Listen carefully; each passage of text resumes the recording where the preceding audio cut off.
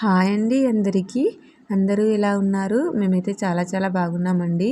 ఈరోజైతే మా ఇంట్లో తెలంగాణ స్పెషల్ పెసరపప్పు కోడిగుడ్డు కర్రీ అయితే చేశానండి. చాలా చాలా బాగుంటుంది రైస్‌లోకి. ఒకసారి మీకైతే నచ్చితే ట్రై చేయండి.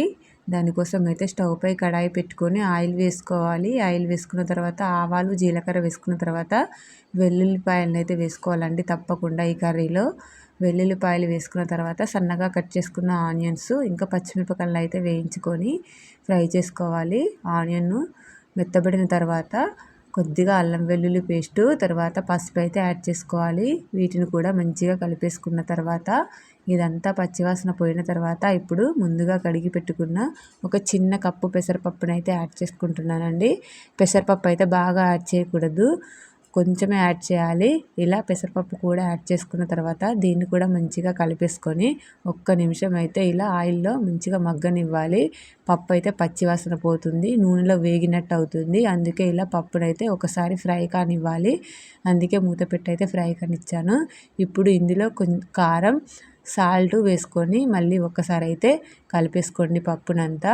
ఇలా పప్పు విరిగిపోకుండా మెల్లగా నెమ్మదిగా అయితే కలిపేసుకోండి. ఇలా కలుపుకున్న తర్వాత ఇప్పుడు మనము దీనిలోకి అయితే వాటర్ అయితే యాడ్ చేసుకోవాలి.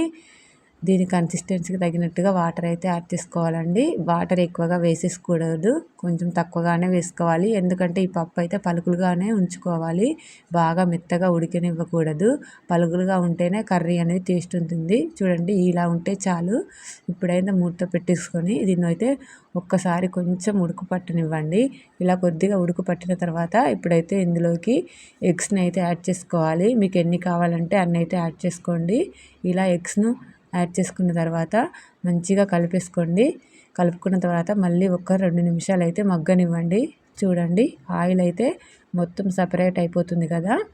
ఇప్పుడు దీనిలోకి అయితే కొంచెం ధనియా పౌడర్ అయితే యాడ్ చేసుకుందాము. చివరగా ధనియా పౌడర్ యాడ్ చేసుకొని మళ్ళీ ఒకసారి మంచిగా కలుపుకొని ఈ మసాలా అంతా ఎగ్స్కును ఇంకా పప్పుకు పట్టేలా కలిపేసుకొని మూత పెట్టేసుకోవాలండి. చూడండి పప్పు అయితే ఉడికిపోయింది. మూత పెట్టుకొని ఒక్క 2 నిమిషాలు మగ్గనిస్తే అంతే అండి. ఎంతో టేస్టీ కర్రీ పెసరపప్పు కోడిగుడ్డు కర్రీ అయితే రెడీ అయిపోతుంది. చాలా చాలా బాగుంటుందండి రైస్లోకి అయితే. చూడండి మీకైతే చూపిస్తాను. ఇలా పలుకులుగానే ఉండాలి, పప్పు మెత్తగా ఉడికిపోకూడదు. అలా అయితే ముద్దపప్పులాగా అయిపోతుంది, టేస్ట్ ఉండదు. చివరకు కొత్తిమీర వేసుకుంటే రెడీ. లైక్ చేసి సబ్స్క్రైబ్ చేయండి నచ్చితే.